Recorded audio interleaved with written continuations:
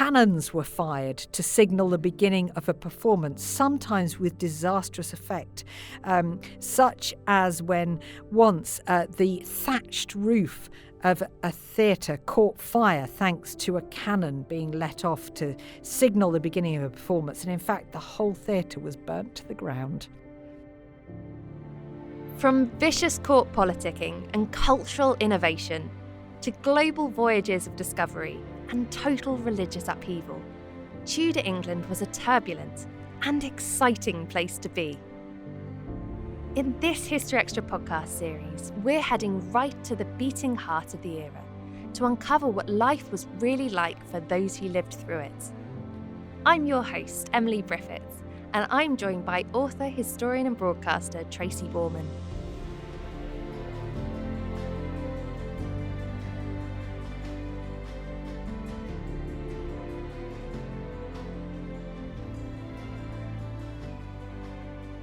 In this third episode, we'll be sampling the cultural delights of the Tudors, touching on art and literature, fashion and festivals, and science and innovation. Welcome back, Tracy, for the third time. I am very excited because there's such rich material to talk about in this episode. There's so much we're going to cover. Now, last episode, we spoke all about daily life. And to start this episode with a kind of similar topic, we should talk about food and drink. We should. This is when my stomach is going to start rumbling because actually some of this food sounds pretty nice. And it's hard to avoid food and drink. Of course, for anyone, it's the stuff of life, but it's particularly the stuff of Tudor life. So what did the Tudor diet consist of? Meat is first and foremost in the Tudor diet. I work at Hampton Court, and we have a historic kitchens team there, and I have learned so much from them. And I remember one of the teams saying basically if it moved, the Tudors would eat it. So they ate such a wide array of different animals, birds, fish, whatever they could get their hands on. And one of our visitors once asked them, actually, how would I have managed in the Tudor period because I'm a vegetarian? And they said, you would be dead because there just wasn't enough apart from really meat and fish to go on. So popular meat included beef, venison, wild boar, birds like swans, and poorer people would eat whatever meat they could find: rabbits, blackbirds, pheasants, ducks, even pigeons. A real differentiation between rich and poor diet was the freshness of the meat. If you're wealthy, you will have fresh meat. If you're poorer, then it's more likely to be salted or preserved in some way, unless you happen to poach yourself a nice rabbit or two. Fruit and vegetables, it's a bit of a myth to say the Tudors didn't eat fruit and veg, only the poor people did. Well, certainly fruit and veg was more of a staple for poorer diets, but it was also prominent in the diet of courtiers and high-ranking members of society. Now, bread, this is where poor people were a bit healthier because wealthier people ate white bread, whereas poorer people ate bread made from sort of rye and whole grains, if you like. So there were some advantages to being lower down the social scale. Higher up the scale as well, as the Tudor period advanced and overseas exploration got underway, and we're going to be talking about that in a future episode, then you get the importation of exotic spices, but also of a commodity that is still rotting teeth the world over. Sugar became very popular in the diets of the wealthy members of society, and it became almost a status symbol, believe it or not, to have rotten teeth because it meant you were rich and you could afford sugar. And as Christmas presents, Tudor courtiers gave each other bejewelled toothpicks because that was all the rage, a sign that, our teeth aren't in a good state of repair, but that means we can afford it. Good thing that's changed, really. God, dentists would not be happy. They would not be happy, and in particular, they would not be happy with my favourite monarch of the period, Elizabeth I, because she was actually quite abstemious with what she ate, but she did have a sweet tooth, and she didn't just have sugar in things like marchpane or marzipan. She sprinkled it over salads, she sweetened her wine with it, and she even had sugar in her toothpaste, because it was thought to have abrasive properties and therefore good for cleaning teeth. Obviously, it wasn't all that great. Well, poor diet, of course, did contribute to a number of common health complaints. So the wealthier classes suffered from things such as gout, bladder stones, constipation. We've already talked about the rotten teeth. By contrast, poorer members of society, yes, they ate more vegetables and whole grains, but insufficient meat and dairy produce. And often what they did eat had gone bad, or in quite a lot of cases. And undernourishment led to vulnerability to things like influenza, gastric upsets, anemia, because of the lack of iron in their diet. If you were a courtier, your average daily calorie consumption would be 5,000 calories a day. Now, that's twice the recommended daily intake for an adult male, and more than twice for a female. So that was all because of the predominance of meat, and of course pastries were very popular as well. Rich sauces, cream, lots of dairy produce. That would account for quite such a high intake. Doctors and dentists worldwide listening to this have got something to say about that, I'm sure. Absolutely. It was a real luxury. And if you were at court, then you didn't just get a 3-course meal. You had several different courses, each comprising many different dishes to choose from. And it was like a constant buffet. So it wasn't just one single course after another. You would be presented with 15, 16, 17 different dishes, and you would pick a bit from each. And I also love the fact the Tudors didn't really differentiate between a savoury course and a sweet course. They would have roast beef, fresh cream, apricots, kind of all on the same plate. They didn't bother about whether it was sweet or savoury. They just, chomped down on all of it at the same time. Fab. Loads of new combinations, I'm sure there. What about drink? Is it true that people just sat and drank ale all day, every day? Ale was certainly a staple for all classes, but it had a very, very low alcohol content. It was brewed without hops, so it was also safe to drink, as well as being not really alcoholic, because the brewing process killed germs. So little wonder it was one of the most popular drinks. Rich people drank wine, often imported from other countries, while poorer people would drink beer as their kind of alcoholic beverage. Now, one of the myths of the Tudor period is that nobody drank water because it wasn't safe. In fact, fresh water was readily available, certainly for the court. It was pumped in to places like Hampton Court from springs that could be up to 3 miles away, but there was quite advanced technology for pumping in the water, and it was used for both drinking and for cooking. If our listeners take away nothing else, I would love them to remember the Tudors did drink fresh water. Good thing to note, myth busting here. We've talked about washing last episode, now we're on to water, so we're getting there. Absolutely. So where could you pick up your groceries then? So markets were really where most people would buy their produce. And of course, you get markets in both towns and in the countryside. You would buy beef, pork. You might also raise your own chickens to eat. You would have your own limited sort of livestock. There were cook shops similar to modern fast food restaurants. They sold food like roasted meats and pies, but there were often complaints. You see this a lot in the contemporary sources about the quality of the food and indeed the hygiene at cook shops. So you ran the gauntlet a little bit if you went to these Tudor equivalent of fast food restaurants. As well as that, there were, of course, inns, taverns, alehouses, where, as well as getting a drink, you could actually get something to eat. Fresh fruit, vegetables, herbs came from orchards and gardens of estates.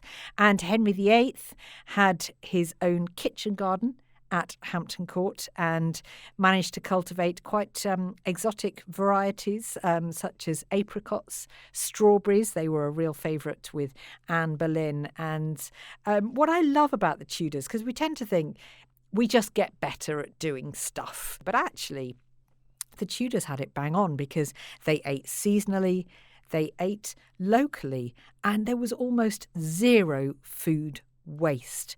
Particularly at the court, because it was actually rude to finish everything. And the reason it was rude is because your leftovers would then go to the servants. Their leftovers would then be distributed to the poor outside the palace gates. So food waste wasn't really a thing in the Tudor period. Obviously, we're also talking about an age where they didn't have fridges, freezers, microwaves, ovens in the same capacity as we do today. How was food preserved and prepared in the Tudor kitchen? So salting was one of the most common ways of preserving meat in particular. So meat was kept in barrels of salt water or rubbed with salt, and that would stop it from turning bad. Drying as well. Meat would be hung to dry. Meat and fish could be smoked. It was quite time consuming, but it was quite effective as a way of preserving it. Fish often preserved by pickling. We still have pickled herrings today, but lots of other varieties of fish were pickled in the Tudor times. And other things like grain, that would be stored in barns for use in bread, beer, pottage, a kind of porridgey type dish that was popular in the Tudor period. But poorer classes tended to favour vegetables that were grown beneath the ground. Because that was sort of like a natural way of preserving them. So carrots, onions, cabbages were easier to store than above ground vegetables. They lasted longer and they could be made into all sorts of things like stews and soups. So they were an absolute key facet of the poorer diet. Moving from food to festivals, what role did public festivals, holidays, fairs play in the Tudor life? Oh, they were pivotal to the Tudor life, both at court but everywhere really across the kingdom. And festivals tended to be based around the religious calendar. So, of course, the biggest and the best, as it still is today, is Christmas. But the Tudor Christmas went on for far longer than our Christmas. So I certainly get stressed about, making sure there's enough food on Christmas Day and probably Boxing Day as well. But for the Tudors, the 12 days of Christmas were celebrated with equal riotous revelries and equal feasting every single one of the 12 days. It would be like 12 Christmas days back to back. And there was so much revelry, so much entertaining, and so much food, of course. So chickens, geese, turkey became very popular during the period, and by the end of the period it was sort of the staple, really, the Christmas staple. And then you'd have mince pies, much more meaty than our modern equivalent, Christmas puddings. Moving on from Christmas, May Day celebrations, very, very popular, Midsummer, and of course there would be other religious festivities such as Easter. There would be some abstemiousness during Lent, and there were certain days when you couldn't eat flesh, you couldn't eat meat. And Catherine of Aragon, for example, observed that very strictly, and it was seen to be detrimental, in fact, to her health and her ability to conceive, that perhaps she was deficient in iron because she was so good at fasting. So, yes, lots of excuses to get together and to eat and to stage great feasts if you were at court or lucky enough to be part of a noble house. But even if you weren't, food was still at the centre of local festivities and things like weddings. Just as today you'd have a wedding banquet, that was very much a feature of Tudor times. How are things like coronations and big military victories celebrated? Coronations would be celebrated across the land. There would be the ringing of bells. There would be bonfires, feasting, pageants, processions. People knew about a coronation through town criers. It was preached in sermons every week at church. So yes, you might argue that people's everyday lives weren't as affected by Tudor monarchs as we might think, but they would certainly use a coronation as an excuse to celebrate, and absolutely at court. Coronation festivities would go on for several days. They could be exhausting. And of course, food was a key part of that. Weddings would also include a wedding feast, as today.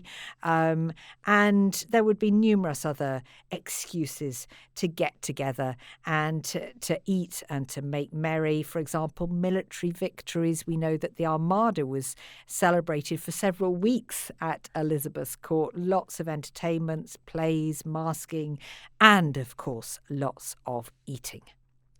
Well, between the ruff, the codpiece, the headdress, this was also an era of really iconic fashion.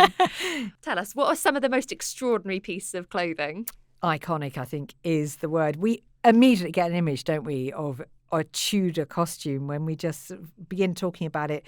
And the weird and the wonderful included things like the farthingale. That was a structured skirt worn by women. It was an undergarment that sort of added volume to a skirt. The Spanish farthingale was introduced into England by none other than Henry VIII's first wife, Catherine of Aragon. And also it's the era of the ruff.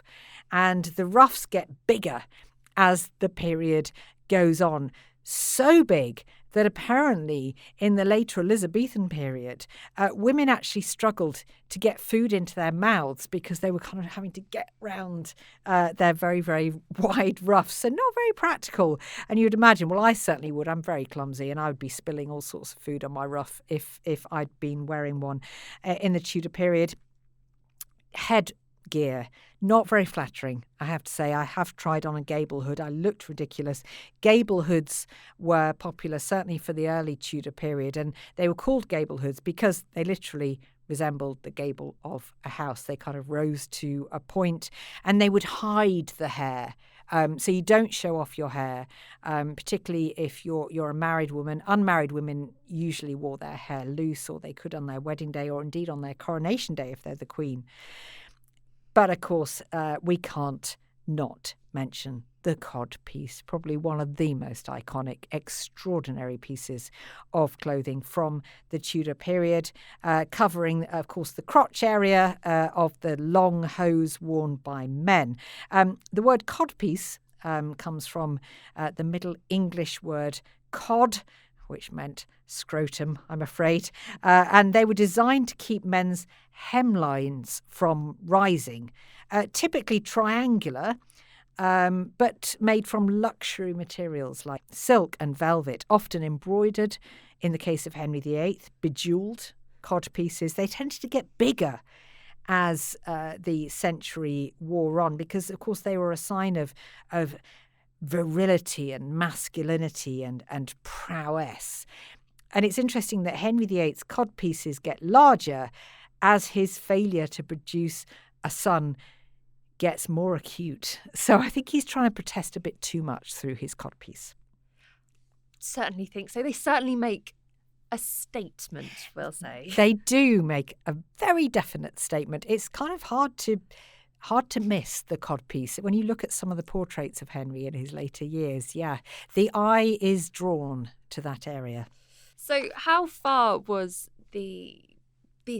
what was in vogue influenced by what was going on in the courts, the social trends of the era? The monarchs are the trendsetters, and it all filters down from there because then their high-ranking courtiers imitate their styles, and then the status below theirs try to emulate it. But of course, it gets watered down. They can't afford the same fabrics, but also they're not allowed to wear the same rich fabrics as their superiors. So sumptuary laws are very, very crucial to life in Tudor England and to dress in Tudor England.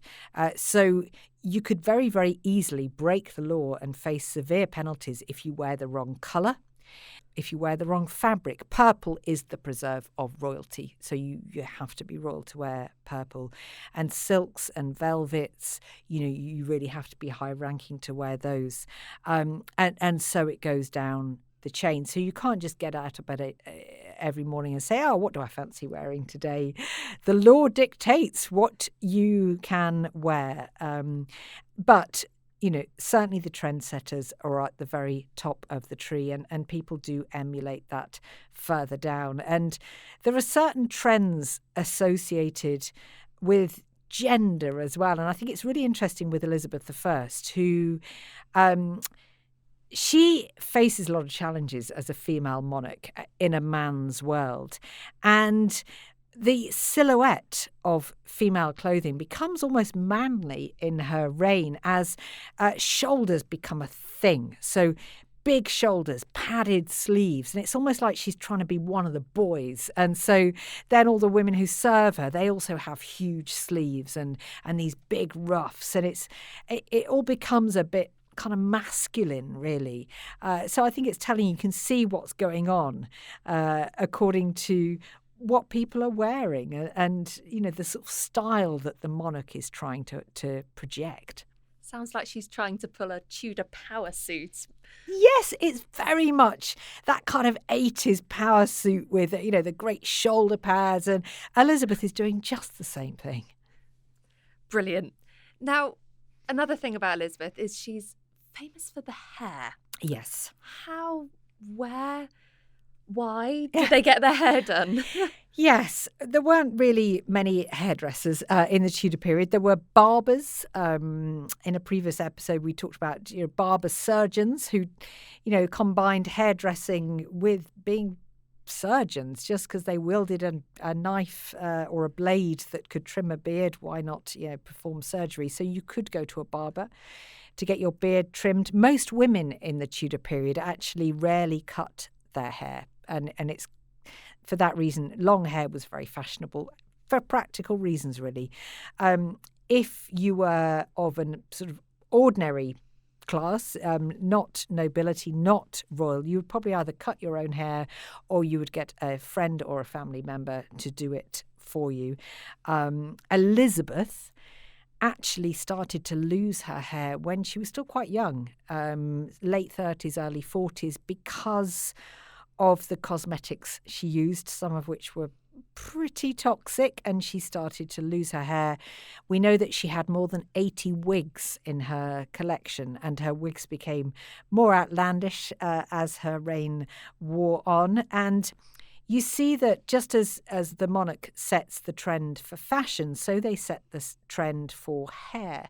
And red hair becomes very popular in the Tudor period because red hair is a thing. It's a trait of the Tudors. You see Henry VIII, of course, he was famously red-haired, as was Elizabeth, and indeed his elder daughter Mary. Now, you could change your hair colour. There were various products that you could use. I don't think we would want to try them today, Emily, I have to say.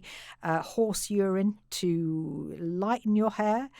Sulphur and lead to darken your hair. More pleasant were things like saffron, cumin seed, oils that could be used as well on your hair. A bit more sweet smelling than the old horse urine, I think. Talking about toxic makeup, who wore makeup? Why was it toxic?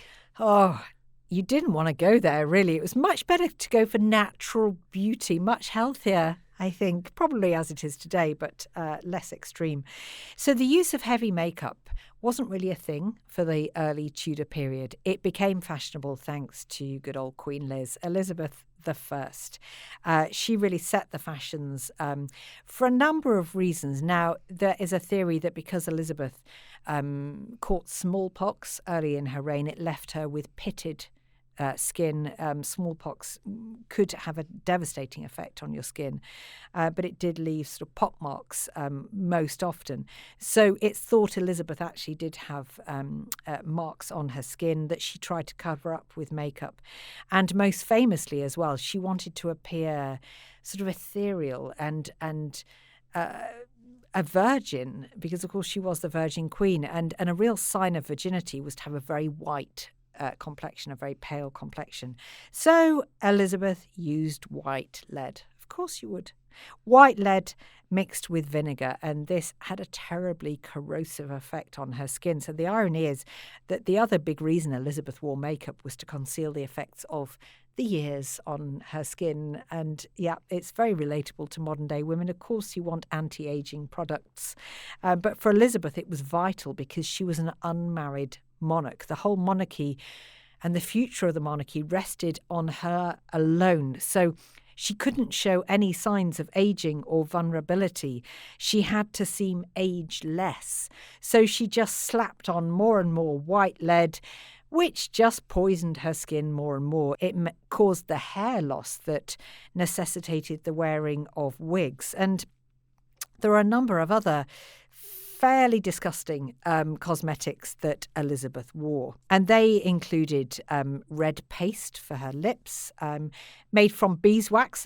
That's not too bad, but also cochineal, plant dye. Her eyes were lined with coal. But worst of all, to make one's eyes sparkle, if you're a Tudor lady, you would drip into them belladonna or deadly nightshade. Very, very poisonous. Very dangerous, especially if you just want to look good when you're at work. Yes, you're more likely to kind of lose your sight or even your life, I think. Horrendously dangerous. Yes. Elizabeth, she makes such a statement in her dress, but also in her portraiture. Now, how was art used to reinforce this social status and power? Yeah, art was pivotal to image in the Tudor period. It was kind of like your profile pic. And Elizabeth employed what was known as the mask of youth in her portraits. So she had herself painted early on, and when she saw an image of herself that she approved of, that became the standard image that lasted for the next 40-odd years. So I would do exactly the same if I had the option not to age in public. Then I would absolutely employ the same method as Elizabeth favoured. It was about more than vanity. It was about appearing invincible, and that was absolutely crucial, particularly for an unmarried sovereign such as Elizabeth. And in fact, portraiture was the major art form in Tudor England. Religious paintings had dominated the medieval period. Of course, after the Reformation, religious subjects became less popular. And in fact, it wasn't the age of yet landscape paintings. That was later on. So really, most paintings were portraits. And this was the way that Tudor monarchs showed themselves to their public, because they would have their portrait painted by the likes of Hans Holbein, the most famous court painter of the age. And then they would be copied and displayed in the homes of their nobles, or perhaps in local buildings, civic buildings and the like. So it was sort of a ripple effect. You get the original image, and then that would be copied and copied and copied. And the one that made it into your local church might or might not look like the original. But in an age before social media, when images can be transmitted across the world in a matter of seconds, the portrait was essential to project the royal image. This is how people knew what their monarch looked like, that and the coinage as well. Were there any major artistic movements? And also, could you share with us some of your favourite pictures? Of course. So this was the sort of high Renaissance, so there was greater realism in the paintings of the Tudor period. When you look at the Holbeins, it's almost like he's opened a window into the Tudor court. They are startling in their detail, and we know that they're very much based on reality. You get such a sense of what people looked like, how they dressed, the furnishings that they were surrounded with. Of course, there's a hierarchy here. People lower down the social scale didn't tend to sit for portraits in the same way. But certainly Holbein is hard to beat. And I would say Holbein really is my favourite from the Tudor period. In terms of some favourite works of art, I have mentioned Hampton Court a few times, but I'm going to mention it again because hanging in the Haunted Gallery is this magnificent painting known as The Family of Henry VIII, painted towards the very end of his reign to sort of celebrate his dynasty, really. His daughters, Mary and Elizabeth, had just been returned to the succession, and he was really signposting the future in this painting. On his right was his son, Edward. So he's telling his people, this is your next king. Rather creepily, his long-dead wife, Jane Seymour, is on Henry's left. So even though Catherine Parr was now married to Henry, she's not in the painting. It's all about Jane Seymour, the mother of Edward. And then on the left, you have his elder daughter, Mary, and on the right, Elizabeth. And there's so much detail. You get the decor of Henry's palaces. You see the gardens in the background. It's just wonderful. A painting probably even closer to my heart at the moment, because I've just written a book about it, is The Ambassadors. Holbein again. It's one of the most famous paintings in the National Gallery in London. And it shows two Frenchmen, two French diplomats who visited England in 1533. What a year to visit England. The year that Henry VIII marries Anne Boleyn, sets aside Catherine of Aragon, breaks with Rome. Elizabeth I is born, and these two ambassadors witnessed it all. And this painting is so mysterious. It's full of hidden symbols and messages and all about division and the religious turmoil that was happening not just in England but across Europe. And this was Holbein's genius, his ability to use a painting and the details within it to convey literally 1,000 words. And people would have understood those hidden messages and clues at the time, and we're still trying to decipher them today. Such beautiful insights into this age. Now, of course, this is also an age of the iconic playwright William Shakespeare, and I think we would be particularly remiss to not include him in this podcast series. It would be rude, yes. Was he a smash hit in the Tudor age? He was getting to be a smash hit. I think probably his zenith was in the reign of the first Stuart king, James I, who loved Shakespeare, as did his courtiers. But he was definitely getting popular in the reign of Elizabeth I, and he was, of course, born during her reign. He produced most of his known works between 1589, so the year after the Armada, and then after the Tudors, 1613. And his plays were performed mainly in London at the imaginatively named The Theatre in Shoreditch by the Lord Chamberlain's Men, which was a company of players that included Shakespeare himself and soon became the leading company in London. And he wrote plays that spoke to what was going on in society. He was so good at being relevant to people at all levels of society. These were the issues that people were talking about. They would have got his jokes. And he was also, of course, known for his history plays and really being a kind of spin doctor for the Tudor monarchy. He told a very distinct version of history that absolutely favoured the Tudor claim to the throne, for example, most notably, of course, his play Richard III, which left people in no doubt that Richard had been a usurper and the murderer of the princes in the Tower, because, of course, he had to, because he was the one that the Tudors stole the crown from, so he had to be a villain. And as the Elizabethan period wore on, a theme that you see a lot in Shakespeare's plays is the succession. And that's very relevant because this was on everybody's lips. Who's going to succeed Elizabeth? It's now obvious she's not going to have a child. She's not going to get married. And it creeps into Shakespeare's plays. You see it an awful lot. So, yes, Shakespeare did gain renown. He did perform in front of Elizabeth, but probably, as I say, his real glory days came in the Stuarts. What was it like to visit a Tudor theatre? It was very different. It was much more raucous than today. Today, people would be tutting if there was somebody rustling their popcorn too loudly or whispering. Not so in the Tudor period. Audiences were very rowdy. They would cheer the heroes, boo the villains. They might throw food at the actors if they didn't like what they were doing, if they were unsatisfied with the performance. There were hecklers. It was much more like being a pantomime, I think, being at a Shakespeare play or indeed any play in the Tudor period. The other notable differences, audiences mostly stood. They didn't sit. The area closest to the stage, it was called the pit.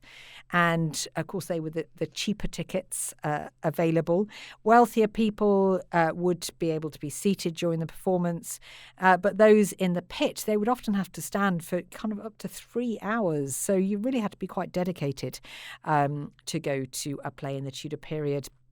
Typically, they weren't performed in the evening as they would be today, but in the day, because Tudor theatres relied on natural light and they were often open to the elements because candles just didn't cut it. They just could not light the stage adequately. So they often took place during the day. But because their roofs were kind of left open then, and they tended to be circular buildings, then come rain or shine, you would attend the theatre. Predominantly in London, certainly not every town in the UK or even every major city had a theatre, but there were travelling companies, and even Shakespeare himself had one of those. They didn't have much scenery. People had to rely on their imaginations. They also didn't have women on stage, or at least not officially. Women were banned from acting, so the parts of women were played by young boys before their voices had broken, so they could give a more convincing performance. But sometimes, as memorably depicted in one of my favourite films, Shakespeare in Love, women did manage to get parts, but only by pretending to be men, pretending to be women, slightly confusingly. And one thing I love about the Tudor theatres is because most people couldn't read, so they wouldn't be able to read a poster saying, "Come and see the play, it starts at 2:00. So instead, cannons were fired to signal the beginning of a performance, sometimes with disastrous effect, such as when once the thatched roof of a theatre caught fire thanks to a cannon being let off to signal the beginning of a performance. And in fact, the whole theatre was burnt to the ground. Quite tragic consequences for simply just announcing a play. Yes, exactly. What about music? What role did music play in society? Who had access to it? What did it sound like? Well, music was huge in the Tudor period, and for all walks of life, just like the theatre, which didn't distinguish between classes. People from kings to commoners went to the theatre, and they also enjoyed music, a huge part of Tudor culture. It was played at many major events, both court events, but also local gatherings. There were travelling minstrels and troupes of singers that would go to every single corner of the kingdom. The Tudor period also saw a rise in composers and a new type of English secular music, of course, not just religious music. Again, it's all caught up with the Reformation. Composers such as William Byrd and Thomas Tallis left a very rich legacy of music. Henry VIII fancied himself as a bit of a composer as well, although didn't compose Greensleeves, as is often thought. But sadly, most of his works have been lost. Popular instruments included the harp, the viol, the virginals, flutes, bagpipes, recorders. And the wealthy would employ troops of minstrels to entertain them at dinner. Edward VI, Henry VIII's precious son, he had his own personal troupe of minstrels to entertain him day and night. people would, of course, also experience music when they went to church, choirs, organs, and there was a strong and rich tradition of folk songs that would be passed down among the generations. So music was integral to social gatherings, and from the everyday, such as church services, to special occasions like weddings and celebrating coronations, and it was a lovely way of bringing a community together. And of course, if we talk about music, we've got to talk about dancing. People love a boogie.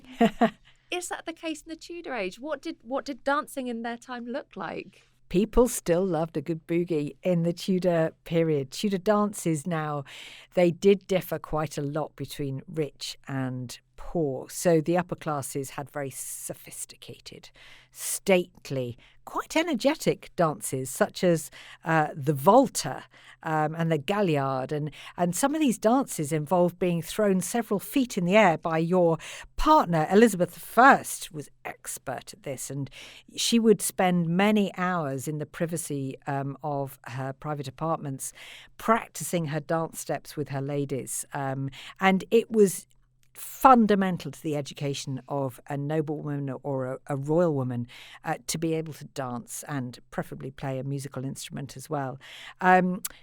Lower down the social scale, maypole dancing was very popular, Morris dancing, and the sort of dances that would be performed in villages and rural communities tended to be much less complicated than the court dances and more repetitive, lots of leaping about, and just really freer, and I dare say more enjoyable than sort of rigid etiquette and rules and dance steps that's a bit more like Strictly Come Dancing at the Tudor court and a little bit more like a free-for-all out in the rural communities. I think I know which one I'd prefer. Me too.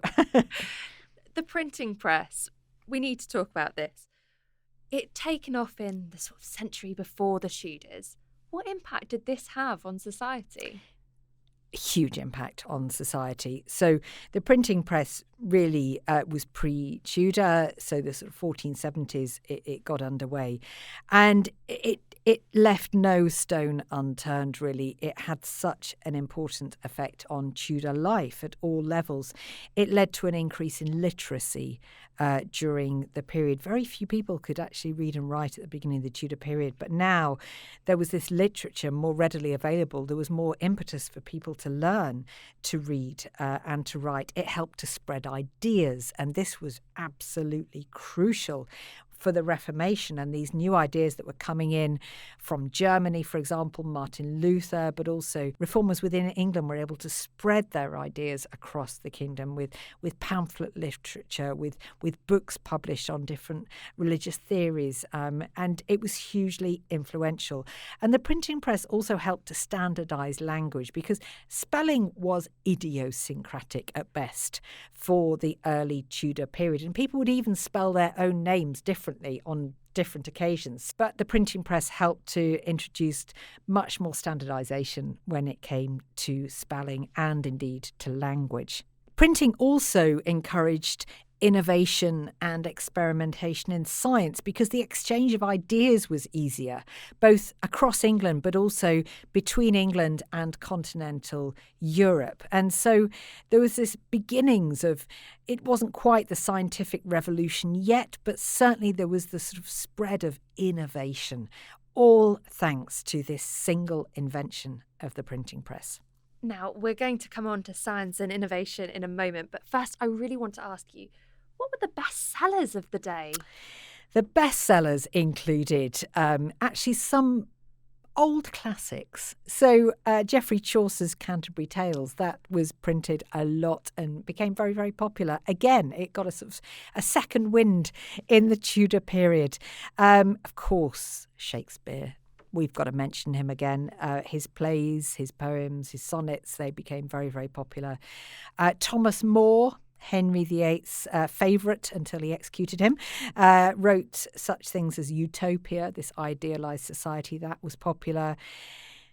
The best-selling monarch was James VI of Scotland, who wrote Demonology. We will be coming on to this in another episode because this was really a manual for witch hunters everywhere. And it was the absolute global bestseller of its day, reprinted numerous times into different languages. I would kill for his sales figures, actually. He was a phenomenon. So all of these were very, very popular works. And there was a real incentive now, because there was such fascinating text to read, for more people then to learn to read. And literacy, it's always quite hard to gauge, but we can say that at the beginning of the Tudor period, about 10% of the male population could read. Now, by the end of the Tudor period, that was almost 3 times as much. For women, the percentages were depressingly lower, but there was still a similar level of increase. Said we'd come on to it. So science and innovation. What did science look like? How did people seek to understand the world around them? Well, there were some major discoveries, quite a few of them the Tudors can't claim. They were happening elsewhere in Europe. Nicolaus Copernicus, he was a true polymath, active as a mathematician and astronomer. Now, he formulated a model of the universe that placed the sun rather than the earth at its centre. Now, that was huge. Of course, people had believed that the earth was the centre of everything, but Copernicus proved otherwise. Now, the Elizabethans in particular, they made real innovations in navigation, in map making, which would have huge ramifications for exploration. And I know that that's going to be the theme of a later episode as well. There were other, you might say, smaller scale inventions. I'm talking about the flushing toilet, for example, right towards the very end of the Tudor period. A small but very important invention there. Graphite was discovered. Now, that was first used for the making of cannonballs, but of course then it became used in pencils, but not until after the Tudor period. Lots of fascinating discoveries, innovations.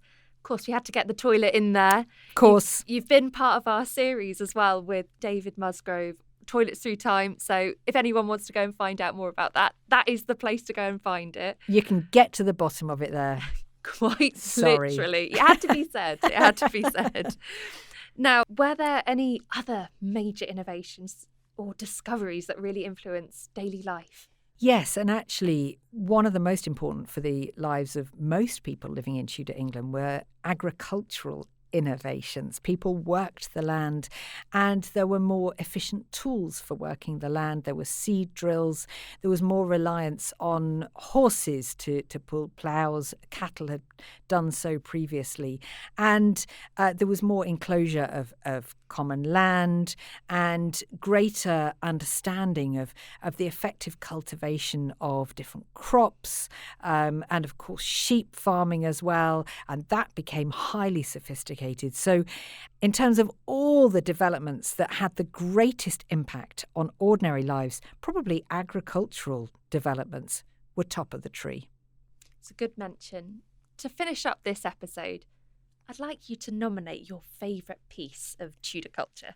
Oh, it's almost impossible, but it is going to have to be a painting because I just love the works of the Tudor period. It makes me feel closer to the monarchs I'm writing about and the Tudor court. And probably my favourite painting is the rainbow portrait of Elizabeth I. Now, this was painted at the very end of her reign. She probably only had a couple more years left to live when it was finished. You wouldn't know it by looking at her in this painting. She looks like she's in her 20s. It's very beautiful. But there are so many symbols in this painting, and actually, as well as like on her sleeves, there are eyes to kind of indicate that she's kind of all seeing, and ears as well. She hears everything.